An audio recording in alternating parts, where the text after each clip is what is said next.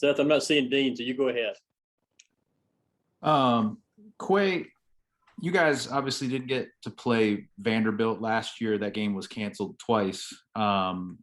Kirby was saying, I was asking him to recall it, and he was saying he doesn't know if it was so much anger as it was frustration at the game getting called off and not being able to play that week. What do you remember about that?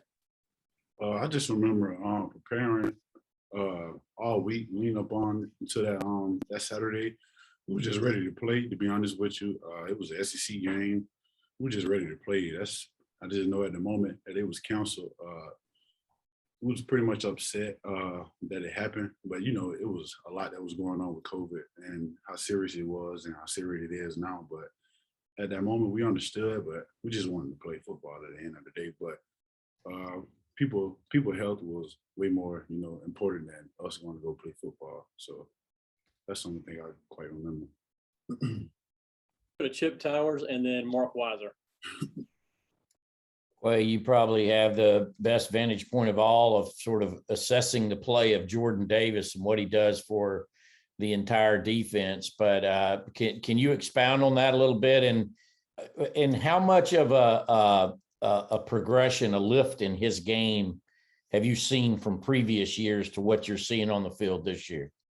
The biggest standpoint for me is the way that he chased after the ball. I think everybody saw that play with UAB. That pretty much surprised me, to be honest with you. I'm on the field with him and seeing him run.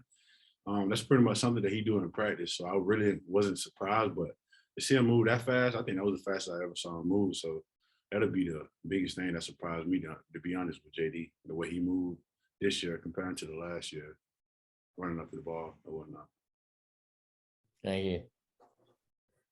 Quay, you guys have had a couple night games already this year. Last week in Clemson, what do you think of playing at 11 a.m. Central Time? Is that hard to get up for? Are you a morning guy?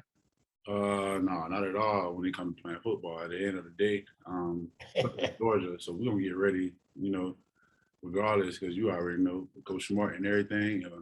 With all our leaders and everything, we're gonna have everybody ready, and we'll be ready to play. Shouldn't be no problem at all.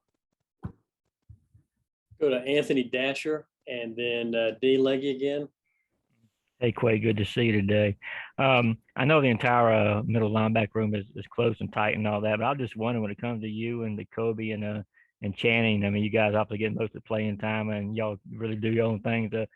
How much fun is that? Because y'all really seem like y'all really feed off each other when you guys are on the field. Well, yeah, we do. It's pretty much it started with practice with us. It's just how close we is, and the tradition that, you know, relies here at the University of Georgia. But not only us being close, it's just our whole room, even with the freshmen, Jamon, with Shmal, John, Ron Davis, Trezor Marshall. It's everybody. We're just close all around, but it definitely feeds off one another, seeing one of us make a play, you know, and it just hypes one of us up, you know what I'm saying, just to see another guy go out there and make a play. And I be proud, and they be proud as well to see one another make a play. So, yeah. Hey, Quay, is there such a thing as a road field advantage? It seems like when Georgia plays away, sometimes the fans can really make a big difference. And in Nashville in particularly, that's something that you get to look forward to.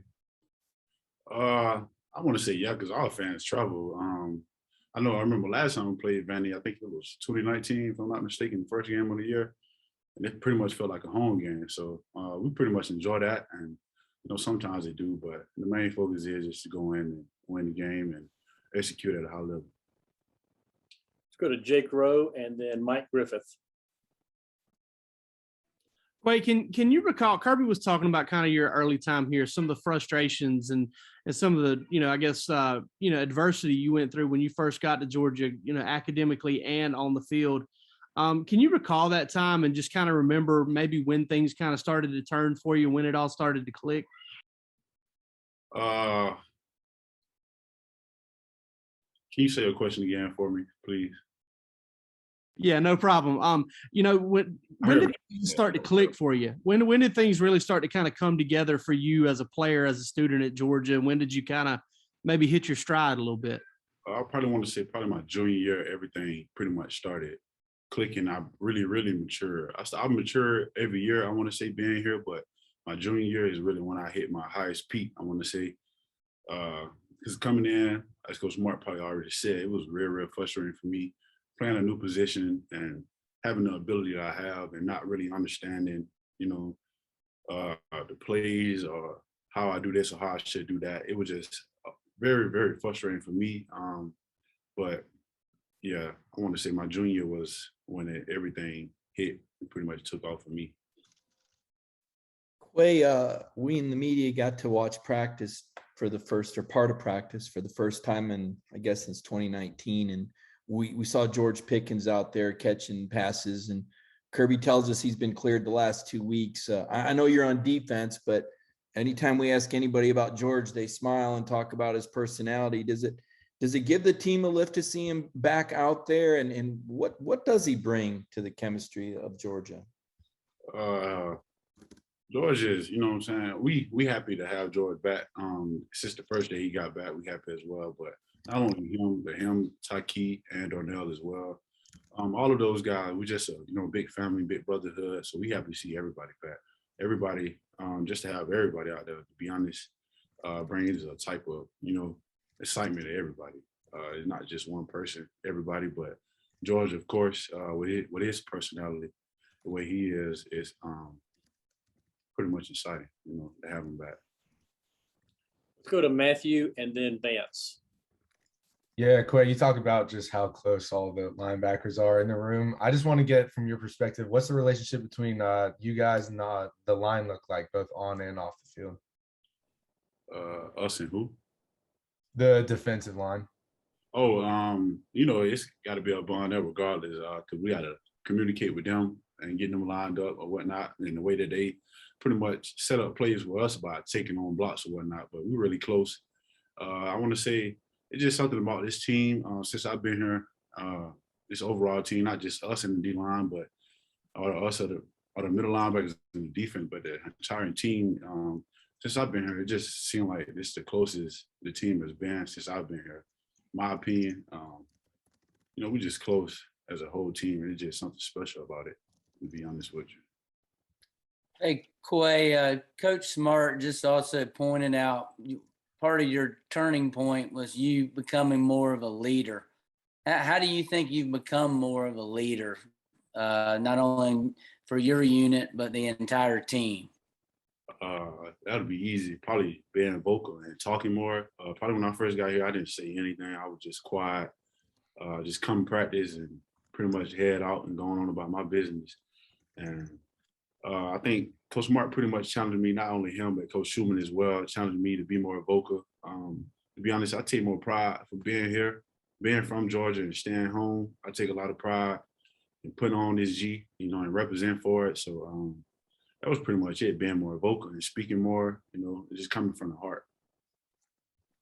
Thanks. Okay, Palmer, you go next, please.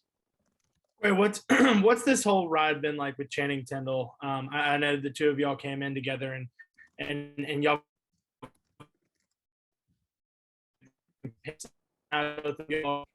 big roles for Georgia.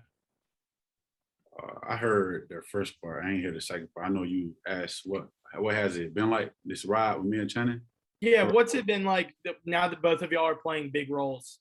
Oh, me and Channing talked about that Saturday, to be honest with you.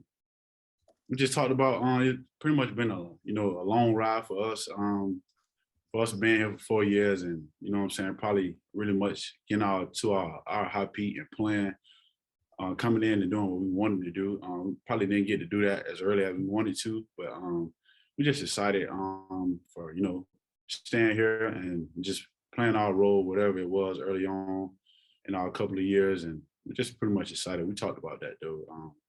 To be where we at now, we happy for one another. Jed May, go ahead, please. Yeah, Quay, going back to that early part of your career, I think Kirby said there were times where maybe you weren't sure, if you wanted to keep playing, college football. Just take me back to those times. What were your thoughts like? What about this place that people hear that that made you want to stick it out and keep trying to learn this defensive system and stick with the team? I started probably Coach Smart and Coach Schumann pretty much talking to me and just, the words and the conversation that I had with them just, brought me more to life and wanted me and made me, just see things out and just realize that it's gonna be things that I'm gonna go through with this and that. And but yeah, it was real frustrating for me. I was in a dark place when I first, got here or whatnot, and it was real frustrating with me. I was just in the situation, as a freshman, when I got here, the transfer portal was real big and whatnot, and all these outside noises and everything like that. It was just pretty much real frustrating for me. And I ain't gonna go too much in detail, but yeah, that was real frustrating for me. It's quite. Let's squeeze in one more with Connor. Hey, Quay, who's the most athletic player in your front seven? And what does it say that you have so many guys who could possibly be that answer?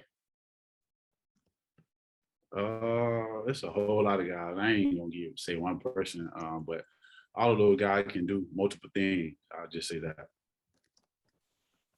All right, Quay, thank you for